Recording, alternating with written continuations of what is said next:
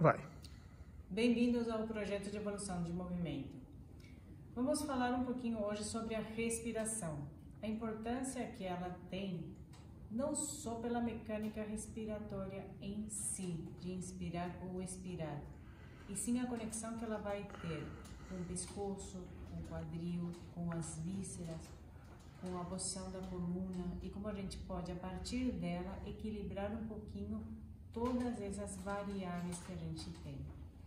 A gente tem entre o tronco e o abdômen uma musculatura que a gente sempre escuta falar muito, que é o diafragma.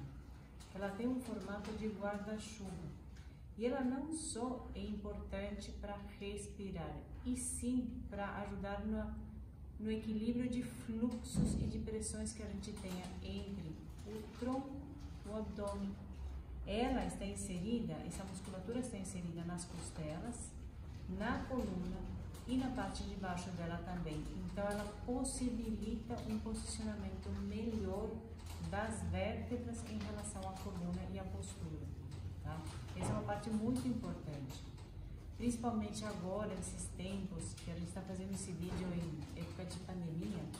A gente fica muito tempo sentado, a gente não se movimenta o suficiente durante o dia e a gente vai perdendo essa capacidade de movimentação do tronco, vai se enrijecendo, a gente respira menos e isso acaba causando muitas vezes dores a nível cervical e tensionamentos que não são tão benéficos no dia a dia.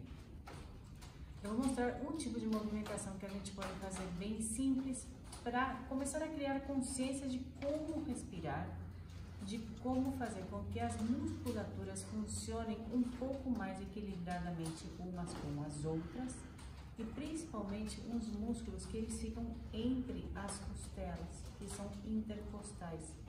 E eles, uma vez que enrijecidos e com falta de movimento, às vezes fazem com que a nossa respiração fique muito curta, tá? E trazendo outras disfunções que a gente pode ter falado em outros vídeos mais pra frente, tá? O Marco tá aqui comigo, ele também vai dando algumas dicas e explicações a respeito disso. A gente pode usar a posição deitado e a partir daqui, se a gente colocar as mãos por cima das costelas, nessa parte mais alta, a gente percebe que na inspiração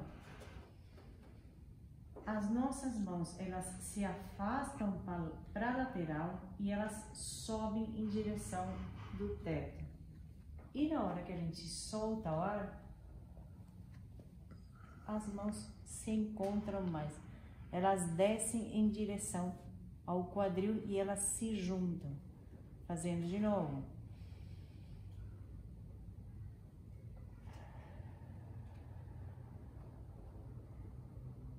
Isso é o que deveria acontecer. Então a gente vai tentar liberar um pouquinho esse mecanismo de movimento. Vou levantar um pouquinho para ter uma visualização melhor. As costelas nesse sentido, o diafragma que ele vem nesse sentido no abdômen. E na hora que a gente inspira e o ar entra pelo nariz, desce pela garganta e começa a entrar no pulmão, ele expande a caixa torácica, o diafragma desce um pouco e naturalmente o abdômen ele se enche um pouco. Na hora de soltar o ar, como ele vai saindo, o pulmão diminui, a caixa torácica diminui e o abdômen se contrai para terminar de expelir esse resto de ar que ficou. Então ficaria assim. O interessante é que não tem como você desenvolver seu diafragma sem você desenvolver todo o tecido, toda a musculatura de sustentação da coluna. Não tem como você fazer um bom trabalho respiratório sem recrutar musculatura abdominal, musculatura pélvica, musculatura paravertebral. Então assim, é um trabalho muito associado, que ajuda a estabilizar esse pilar de sustentação do nosso corpo. Exatamente. Então é interessante agora que a gente vai tentar fazer é forçar um pouquinho essa posição, forçar a abertura um pouquinho do tronco. Como a gente vai fazer isso? Com bastão. Então posicionando a coluna numa posição confortável. Se a lombar encostar ou não, detalhe, não há necessidade nenhuma nesse momento.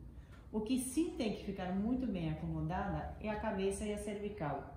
Por quê? Porque se a cabeça ficar muito para cima, ou ela ficar muito para trás, ou muito para baixo, isso sim vai dar uma modificação do movimento. Então, com a cabeça bem apoiada, se precisar colocar um travesseirinho, o olhar sempre na vertical, para que a gente arrume esse outro diafragma que a gente tem aqui em cima, que também pode ser um outro vídeo depois. Posiciona primeiro os braços na vertical e sempre liberando o ombro para trabalhar. Aqui a gente vai inspirar, até empurrando um pouquinho o bastão para cima e vai soltando o ar, levando o braço para trás.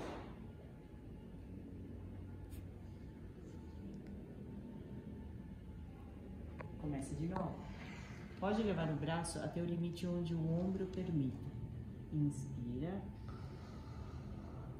e solta.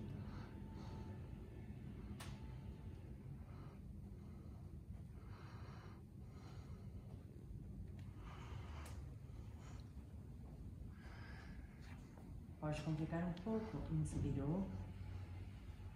Vai soltando o ar.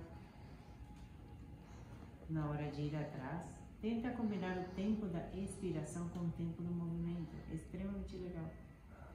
Volta inspirando. E solta o ar aqui em cima. Fechando muito mais a costela, contraindo muito mais o abdômen. E aqui sim, a lombar vai acabar grudando um pouquinho mais no chão. Então, inspiramos. Solta o ar.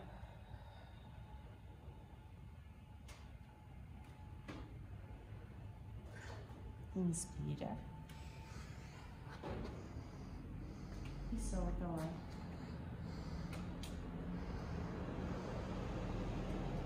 Mais uma variável que a gente vai fazer, que também é extremamente importante, é associar a respiração com a descida no ombro, com o trabalho do dorsal aqui atrás, que também está conectado com a respiração, com o abdômen, com o transverso, com o diafragma. Todo o corpo está conectado. Mas nesse caso a gente isola um pouquinho para trabalhar a respiração. Então inspira e vai soltando o ar para frente, para empurrar junto com a respiração. E volta para cima. Mais uma vez, inspira e vai soltando o ar para baixo. Você falou da pandemia, né? E uma das sequelas que se fica, né, da Covid é a disfunção da respiração, a limitação respiratória, né?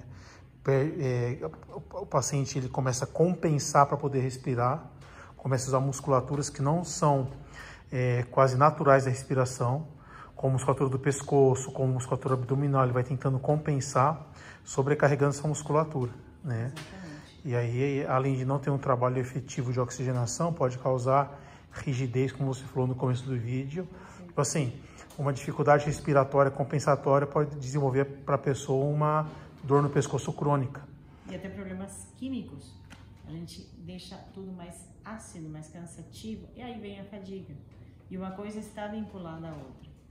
Simplesmente, lembre, então toda vez que levar o ombro mais para frente, permanece com o pescoço bem alinhado, para que toda essa cadeia ela se organize um pouco mais e se arrume um pouquinho mais.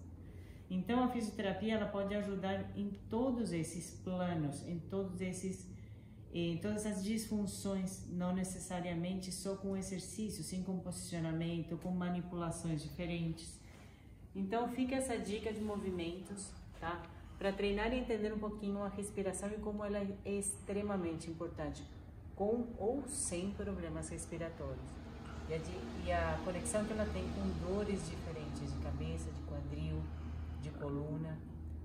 Então, espero que tenham gostado. Nossas redes estão aí para a gente se comunicar. Deixem nos comentários se tiverem algumas dúvidas. E até a próxima.